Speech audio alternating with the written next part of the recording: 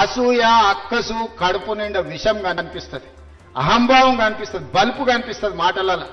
చూడండి టీవీ ముందర మాట్లాడేటప్పుడు ఒకసారి ఎందుకే 10 ఏళ్ళు లేలిండ్రు కదా, అన్ని అవకాశాలు ఇచ్చారు ప్రజలు, మిమ్మల్ని ఎవరు చేయొద్దన్నారు?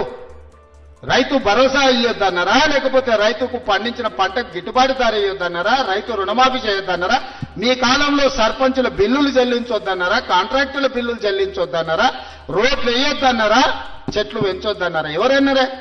10 ఏళ్ళు మొత్తం మీ ఇష్టారాజ్యంగా పరిపాలన చేసి రాష్ట్రాన్ని రావణ కాష్టంగా మార్చి రాష్ట్రం మొత్తం విధ్వంసం చేసి బొందల గడ్డగా మార్చి ఇంకా సిగ్గు లేకుంటే రోడ్ల మీదకి వచ్చి మమ్మల్ని తిట్టే పని చేస్తున్నారు.